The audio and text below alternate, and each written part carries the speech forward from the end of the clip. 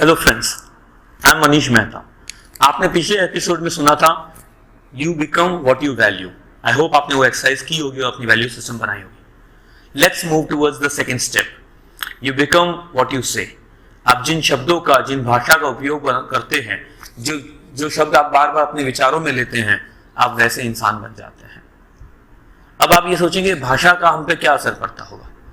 जो शब्द हम बार बार अपने आप के साथ बात करते हैं या लोगों के बीच में बात करते हैं, वो हमारे कैरेक्टर का हिस्सा बन जाता है, हमारे सबकॉन्शियस माइंड के अंदर में अपनी जगह बना लेता है और हम वैसी ही जिंदगी जीने लग जाते हैं, अपने आप को वैसा ही रिप्रेजेंट करते हैं।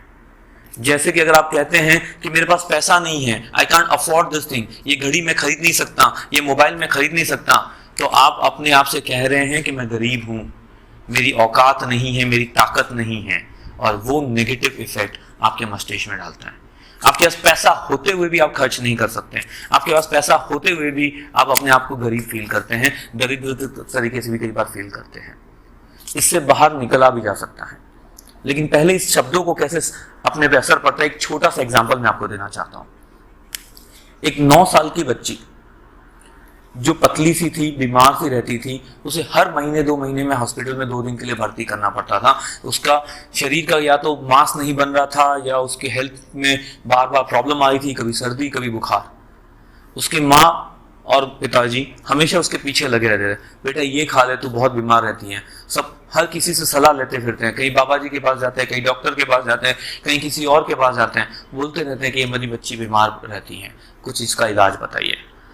ये शब्द मेरी बच्ची बेचारी बीमार, उस छोटी सी बच्ची के, 9 साल की बच्ची के जो खेलने की उम्र है, उसके मन में जगह कर गई, घर बना गई। अब वो बच्ची खुद मेरे को बोलती है कि अंकल मैं बीमार रहती हूँ, मेरे अंदर मांस नहीं बनता, मेरे में ठीक नहीं रहता। किसने कहा? क्या तुम खेलने नहीं जाते हो? बोले हाँ खेलने जाती हूँ। तो फिर किसने कहा कि बीमार रहते हैं? बोले मम्मी रोज मुझे बोलती है कि तू बीमार रहती है, तू ये खा, तू वो खा। इन शब्दों का कितना बुरा असर होता है बच्चे पे।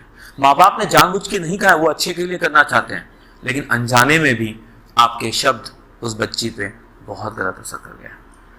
अब उसको कैसे बदला जाए? अगर उसको कहे जाए कि तू स्वस्थ है, तू अच्छी है, तुझे और अच्छा बनना है, you are good, you have to be better, you are better, you have to be best. अगर ये एटीट्यूड और ये शब्दों का इस्तेमाल हम अपने लिए और अपने आसपास के लोगों के लिए करें, तो क्या दुनिया बहुत बेहतर ना हो जाएगी? क्या हमारा एटीट्यूड चेंज ना हो जाएगा? क्या हमारे शब्दों से हमारी अंदर की भावनाएं, हमारे सबकॉन्शियस माइंड में एक पॉजिटिविटी नहीं आ जाएगी? जरूर आएगी, लेकिन ये प्रैक्टिस पे होगा, इसे कोशिश करने पे होगा। इसको इंप्लीमेंट करने लिए सबकॉन्शियस माइंड से कॉन्शियसली इसको इंप्लीमेंट करना पड़ेगा। अब ये कैसे हो सकता है? तो एक छोटी सी एक्सरसाइज, अपना पेन और पेपर रेडी कीजिए, एक अफर्मेशन लेटर बनाइए अपने लिए, छोटा सा 2 लाइन का, 3 लाइन का पैराग्राफ बनाइए, जिसे आप रोज सुबह शाम अपने आप से कहेंगे। मे भी शायद एक प्रार्थना की तरह, मे भी शायद अपने आप को उस एंगल से एटीट्यूड में ढालने की तरह। अगर आप बहुत मोटे हैं तो आप अपने आप के कहेंगे कि मैं पतला हो रहा हूं, मुझे और पतला होना है। आप बहुत बीमार हैं तो बोले मैं स्वस्थ हूं, मुझे और स्वस्थ होना है। आप इतना पैसा नहीं कमा पा रहे तो कहिए मैं अमीर हूं या मैं समृद्ध हूं और मैं और समृद्ध होने वाला हूं। आप अपने आप को उस अफर्मेशन का एक स्टेटमेंट बनाइए अपने लिए।